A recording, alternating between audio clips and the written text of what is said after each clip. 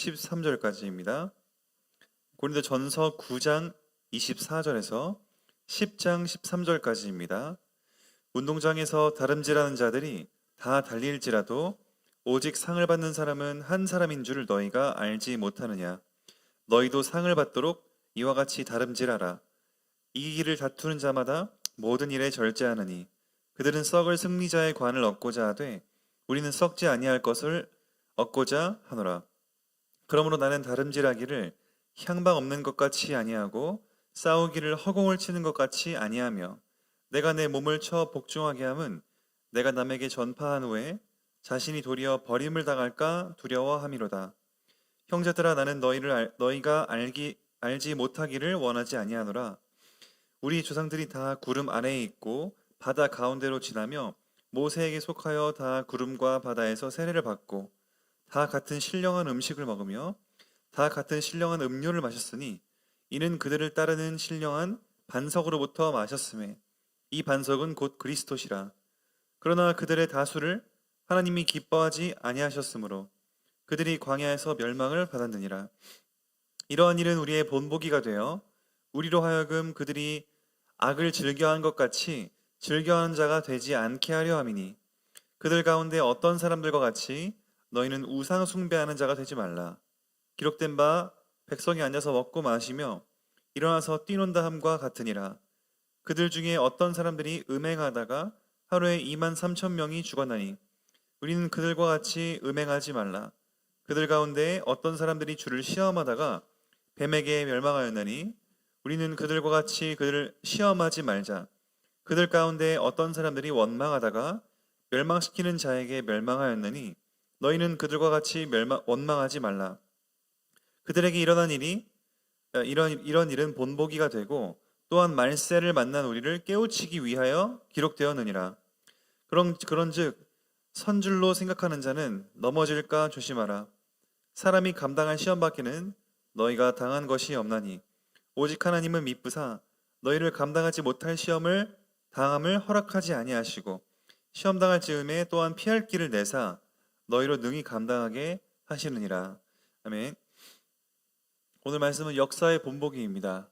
그 말은 과거를 통해서 하나님은 저희를 선조들이 했던 같은 실수를 되풀이하지 않게 하려는 것이고 동시에 저희가 오늘 여기 이유들이 여러 가지 나와 있습니다. 우리 11절에 26절 같은 경우에도 9장 26절에도 나는 다름질하는 건 뛰는 거 아닙니까? 경기하는 자의 비유를 통해 다름질하는데 방향 없이 그냥 가면 이게 되겠습니까? 근데 이제 그랬다는 거죠. 선조들은 방향 없이 뛰고 싸우기를 정확하게 명중탄을 날리는 게 아니라 허공을 치는 것 같이 싸웠다. 산탄을 날리다가 어쩌다 하나 얻어 맞으면서 기뻐하는 그러한 모습들을 지금 말하고 있는 것이겠습니다. 이것만 봐도 저희가 어쩌면 저희의 모습과도 닮아 있지 않을까 생각이 됩니다. 하나님은 늘 먼저 자신을 계시하시는데 자신을 어떻게 계시하십니까? 이미 완성된 말씀인 성경을 통해서 계시하십니다. 그렇기 때문에 하나님은 자신의 뜻이 이미 충분하게 성경을 통해서 완벽하게 계시되었고 저희는 그 성경을 읽으면서 저희는 가야 되는데 어쩌면 그리스도인들이 하나님을 믿는다면서 이렇게 그 말씀의 기준이 없으면 객관적 기준이 없으면 어떤 것으로 기울 수밖에 없으니까 주관적 체험입니다. 그러니까 그 주관적 체험이 어제는 맞을 수 있을지 몰라도 우연히 오늘은 또 안 맞을 수도 있는 겁니다. 계속 방언이나 아니면 어떠한 그 꿈을 꿔야 되거나 왜냐하면 제가 아는 분도 어떤 꿈을 꿨는데 너무 강력했다라는 표현을 하면서 이 꿈은 보통 꿈이 아닌 것 같은데 이 꿈은 조금 하나님이 특별한 메시지가 있지 않겠냐. 그랬을 때 이제 저희 교수님께서는 꿈은 그냥 꿈이다. 많이 너가 피곤했나 보다. 이렇게 말씀을 하시고 꿈에 대한 과한 해석을 하지 않기를 말씀하셨습니다. 우리에게 꿈은 아무런 의미가 없습니다. 아무런 의미. 하나님의 계시의 의미로서 아무 의미가 없습니다. 뭐 태몽 껐다 우연히 맞으면은 산탄총 중에 하나 맞을 수가 있는데 뭐 호르몬적 변화 있을 수 있고 여러 가지 있지만 하나님이 자신의 말씀을 계시하는 데 있어서는 우리의 기준은 절대 꿈이 되어서는 안 됩니다. 그러니까 이게 아무데나 막 때리다가 한 대 팍 맞고 맞았다. 그 허공칠 동안에는 얻어 맞으면서 고생하다가 하나 맞으면 이제 하나님 역사하셨다 기뻐하는 그러한 모습이 어쩌면 많은 이스라엘 백성들의 모습이었다. 그래서 지금 이것이 일반 신앙생활의 그 모습입니다. 그러면서 우리 이제 방향성을 잃어버린 그러한 모습들을 지금 지적하고 있음과 동시에 그 뒤부터는 이제 과거에 대한 얘기입니다. 10장부터는 역사에서 구름 아래에 바다 가운데 지났다. 뭡니까? 광야 생활 아닙니까? 구름 기둥, 불 기둥, 또 바다, 홍해, 뭐 기타 등등 해서 이렇게 광야 생활에서 하나님 보살피셨는데, 중요한 것은 우리 4절에 보니까 반석으로부터 물 마셨는데 반석은 곧 그리스도다. 결국 그들의 주인은 늘 하나님이었고 삼위 하나님으로 역사하셨는데, 중요한 것은 그들은 5절 사이에 빠진 얘기가 있습니다. 5절에는 그들의 다수를 하나님이 기뻐하지 아니하셨다 그랬는데, 이렇게만 읽으면 그럼 하나님이 그냥 미워하셔가지고 그냥 단순 미워함으로 그냥 하나님 믿으려던 사람들을 하나님이 그냥 버리셨구나 이렇게 생각할 수 있지만, 40년 역사를 추락하니까 이게 이렇게 됐지만 그 안에 뭐가 빠져 있습니까? 어떤 문장이? 그들이 불신앙함으로, 그들이 하나님을 스스로 버림으로, 그들이 금 신상 세우기를 좋아함으로, 그들이 우상 숭배하기를 좋아함으로, 이런 것들이 빠져 있습니다. 그러니까 여기선 빠져 있지만 중요한 것은 그 다음 절에 나와 있습니다. 다음 절에 네 가지 죄악을 멸망했다. 근데 그게 뭡니까? 7절 우리 중간에 우상 숭배하는 자가 되지 말라. 어떤 사람들과 같이 우상 숭배하는 자 되지 말라. 그래서 우상 숭배, 광야 생활하는 중에 그리스도가 중심이 반석이 돼서 역사하셨다고 했는데, 네 가지 중 첫 번째로 그들과 같이 너희는 우상 숭배하는 자가 되지 말라. 지금 사도 바울이 구약을 예로 들면서 그들과처럼 너희도 이렇게 표현하는 것은 지금 그러고 있다는 겁니다, 사실은. 왜냐하면 앞장에도 계속 질문들이 쏟아지지 않았습니까? 처녀는 어떻게 해야 됩니까? 결혼은 어떻게 해야 됩니까? 이혼은 어떻게 해야 됩니까? 기타 등등 질문은 굉장히 많았는데 그만큼 교회 안에 문제가 많았다는 것입니다.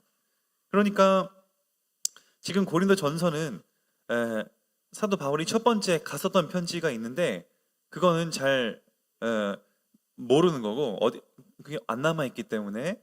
근데 지금 이 두 번째 지금 편지를 이렇게 쓰고 있는데, 중요한 거는 계속 안 풀리는 문제 속에 우상 숭배를 지적하고, 또 8절에는 그 너희 중에서 어떤 사람들이 음행한다. 음행 너무 많지 않았습니까? 아버지의 첩을 취한다든지 아들이, 이런 여러 가지 또 막 그 우상 숭배에 연관된 음행. 그리고 우리 9절에 어떤 사람들이 주를 시험했다. 제일 무서운 거겠습니다. 주님을 시험한다. 주님이 나를 버릴까? 이래도 나를 주님이 용서하실까? 어떻게 보면 우리가 알면서도, 죄인 줄을 알면서도 가는 게 죄를 시험하는, 주님을 시험하는 것이 아니겠나 생각이 됩니다. 우리가 주를 시험한다는 게 뭡니까? 진짜로 무슨 어떤 결단의 상황 속에 꼭 하나님 내가 여기 뭐 붙으면 하나님이 역사하시고 안 붙으면 역사 안 하는 겁니다. 이렇게 양자택일의 느낌에서만 결단할 때만 하나님을 시험하는 거겠습니까? 아니죠. 오늘도 내 양심에 하나님이 주인 되시는 것과 내가 주인 되는 선택이 있는데, 우리는 늘상 살면서도 어떻게 보면 이게 죄인지 알면서도 슬쩍 그냥 넘어가려고 하는 그런 부분 속에 불신앙들이 스물스물 계속 나오는데, 그것들이야말로 하나님을 시험하는 부분들이 아니겠나 생각을 해볼 수가 있겠습니다. 이거는 지금 지극히 일상을 얘기하는 겁니다. 모세가 어떤 특별한 도전을 해서 특별한 어떤 결단의 상황 속에 지금 우리는 이렇게 엎드려야 된다 사도 바울이 얘기하는 게 아니라, 일상에서 늘 우상 숭배하고 주를 시험하고 했듯이 고린도 성도 여러분도 일상에서 그냥 늘 이러고 있지 않냐. 그러니까 우리는 하나님을 시험하지 말고 일상에서 지금 하나님 그리스도, 반석인 그리스도를 주인 삼아야 된다. 그러면서 10절의 마지막 네 번째로 원망하다가, 하나님을 심지어 자기 뜻대로 안 되니까 원망까지 이제 하게 됩니다. 그래서 하나님께서는 이렇게 네 가지의 죄를 뽑으셔서 결국 이스라엘의 백성들이 광야 생활 중에 하나님을 얼마나 불신하고 스스로 하나님을 먼저 버렸음을 지금 나타내고 있는 것입니다. 그래서 여기에서 핵심 포인트는 누가 먼저 버렸냐는 겁니다. 누가 먼저. 역사의 본보기를 보면 누가 먼저 버렸냐. 누가 기회를 주셨고 누가 버렸냐. 하나님은 손길을 내미시고 기회를 주시고 하나님은 늘 함께 하셨습니다. 물론 공의의 하나님이니까 심판과 벌이 있었는데 중요한 거는 가데스 바네아에서 12정탐꾼 중에 10명이 불신앙했을 때 벌 일주일 만에 갈 수 있는 거리를 40년 돌게 하시면서 뺑뺑이 돌린 거는 분명히 하나님의 형벌이었습니다. 형벌. 그러나 그 형벌 중에 하나님은 그냥 뭐 사라지셨냐? 분명히 나와 있지 않습니까? 반석으로부터 물을 마셨는데 우리 10장 4절에 그 반석은 그리스도다. 그리스도는 그 아픔을 함께 공유하시고 함께 걷고 계시고 함께 늘 채워주셨습니다. 만나로 추울까봐 또 불기둥 세워주시고 더울 거니까 또 구름기둥 세워주시고 하나님은 늘 우리의 삶을 아주 세밀하게 인도하시고 함께 하시고 하나님은 심판의 하나님이기 때문에 그때그때마다 벌을 내리시고 돌아오게 하기를 원하시지만 그렇지만 그 모든 과정에서도 함께 하시다는 겁니다. 누가 먼저 배신했는가? 누가 먼저 버렸는가? 바로 우리들입니다. 우리들. 그래서 하나님은 먼저 늘 본을 보이시고 예수님만 모셔도 12명을 뽑았는데 그런 생각 해보셨습니까? 회개. 우리 교회 회개는 아무나 맡기겠습니까? 우리 교회 회개? 믿을 만한 사람 맡기지 않겠습니까? 그때는 뭐 달랐겠습니까? 그때도 가장 자신의 돈을 신뢰할 수 있는 자에게 맡기지 않았겠습니까? 이거 아주 지극히 상식적인 겁니다. 가장 신뢰할 만한 사람이 유다였던 것이지요. 유다. 근데 유다가 예수님을 배신한 겁니다. 하나님은 12제자로 부르시고 재정 맞는 그런 어떤 책임 있는 사람들에게 이거는 완전히 공동체도 버리고 예수님도 버리고 늘 배신하는 쪽은 사람이었습니다. 하나님은 먹이시고 입히시고 시내산에서 먼저 책임지고 계셨는데 12정탐꾼이 이거 안 되겠다라고 겁먹어가지고 불신하고 우리 아담과 하와도 원초적으로 돌아가 보면은 세상 뭐 한 살을 주고 지금 죄도 안 들어와 있을 때 하나님은 다 주셨는데 결국 먼저 범죄하는 것이 우리 인간 편이었습니다. 우리 사랑하는 성도님들께서는 오늘도 하나님을 선택할 것이냐 아니면은 우리 과거에 했던 이 역사의 아픔을 되풀이하는 죄를 선택할 것이냐에 대한 그 기로에 늘 서 있으실 겁니다. 거기에 있어서 알면서도 죄를 짓는 것이 더 나쁘다 우리 그런 얘기하는데 그것이 알면서도 죄를 짓는 거야말로 바로 이 죄악에 들어가는 아주 모습이겠습니다. 그래서 우리는 어떤 마음을 가져야 되는가 12절부터 나와 있습니다. 그런즉 너희는 똑바로 잘 서 있는 줄을 생각하지 말라. 이는 넘어질까 조심하라 이렇게 나옵니다. 나는 잘하고 있어. 바로 섰다고 생각하는 자가 조심하라 이겁니다. 하나님은 감당할 시험 밖에는 너희가 당한 것이 없나니 그러니까 왜 원망하겠습니까? 왜 시험하겠습니까? 왜 음행하겠습니까? 똑바로 선 줄 알았는데 넘어지니까 하나님 원망하는 겁니다. 나 잘하고 있었는데 왜 하나님은 이렇게 내가 감당하지 못할 시험 주고 자기가 배신했으면서도 하나님을 탓하는 이러한 어떤 참 안타까운 일인데 거기에 있어서 하나님은 중요한 포인트는 하나님은 늘 함께하고 계시고 특별히 감당할 시험 밖에는 너희가 당한 것이 없나니 오직 하나님은 미쁘사는 뭡니까? 신실하사 하나님의 약속에 신실하십니다. 신실하사 너희가 감당하지 못할 시험 당함을 허락하지 아니하시고 시험 당할 즈음에 또한 피할 길을 내사 너희로 능히 감당하게 하시느니라. 하나님은 우리와 언약 관계입니다. 근데 우리는 그 언약을 신실하게 하나님은 늘 신실하신데 저희도 신실하게 지켜야 돼야 되는 것입니다. 우리 민법 2조에 보면은 신의 성실의 원칙이라는 것이 있습니다. 그것이 있기 때문에 신뢰와 성실함으로 지키지 않으면 그것은 무효하다. 예를 들어서 우리 아무리 보이스피싱이라든지 우리 대부 업체 옛날에는 이자 제한법이 있어서 2007년까지 IMF 당시에도 이자 제한법이 우리 국정 지금 금리가 4.5% 뭐 5% 이렇다면 막 1000%까지 늘려가지고 사람들에게 너네 합의했지? 하면서 계약을 딱 찍고 막 너무 포악한 이 이자를 걷어내는 그런 사건들이 있었는데, 그렇다 하더라도 이거는 신의 성실의 원칙에 어긋나기 때문에 우리 판사가 판결을 할 때에도 그것은 부당하다 이렇게 판결한 경우가 있었습니다. 우리 하나님은 늘 하나님과의 언약 관계를 맺고 하나님은 성실하게 지키시는데 누가 과연 성실하게 지키지 않는가? 우상 금송아지 세우고 우상 숭배하고 음행하고 늘 사실 저희 편이었습니다. 저희는 하나님과의 이 언약 관계에서 생명을 보장받고 이 모든 신령한 복의 축복을 누리고 있는 입장으로서, 특히 예수 그리스도의 반석 대신 예수 그리스도의 십자가로 완벽하게 이룬 입장으로서 저희는 오늘도 하나님을 신뢰하고 나아가야 될 줄 믿습니다. 하나님이 지금 어려운 길을 주신 게 아닙니다. 다 주시고 그냥 누리라고 주신 겁니다.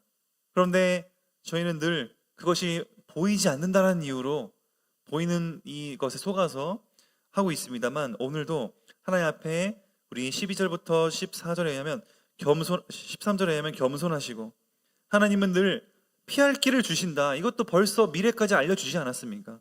하나님은 감당할 수 있는 시험만 주시고 감당할 수 없는 시험 같아 보일 때에는 피할 길을 내서 능히 감당하게 하신다. 이게 바로 견인교리 아닙니까? 성도의 견인, 견디고 인내할 수 있도록 해서 늘 승리하게 하시는 하나님의 그 승리의 확신, 이런 것들이 사실은 하나님의 이 우리에 대한 책임입니다. 오늘도 우리 사랑하는 성도님들께서는 하나님께서 늘 우리에게 모든 것을 완벽하게 준비하셨고, 그 다음에 우리에게는 늘 앞길을 보장해 주셨고, 하나님은 그 어려움 속에 있을지라도 우리가 늘 행복하기만 한 순간입니까? 어려움도 왔다가 행복했다가 어려움도 왔다가, 그러면서 우리는 성장해 가면서 인생이 하나님의 장성한 자로 성장하는 건데, 그럴 때에도 하나님은 늘 불꽃 같은 눈동자로 피곤치도 않으시고, 우리는 졸려서 좀 자야 되는데 하나님은 주무시지도 않습니다. 영이시기 때문에 우리를 늘 살피시는 주님은 늘 하나님이 우리와 함께 하시고 우리의 살 길을 내실 줄을 믿습니다. 그런 의미에서 우리는 하나님께 늘 어떻게 보면 좀 끈기 있게 기도하고 매달릴 필요가 있겠습니다. 그냥 내 뜻대로 안 된다고 한번 기도했다가 포기하고 여기 네 가지처럼 원망하고 우상 숭배하고 하시지 마시고 하나님을 끝까지 신뢰하는 축복이 있으시기를 바랍니다. 그것이 역사의 본보기겠습니다. 다 있는데도 불구하고 끝까지 신뢰를 하지 않았다는 점.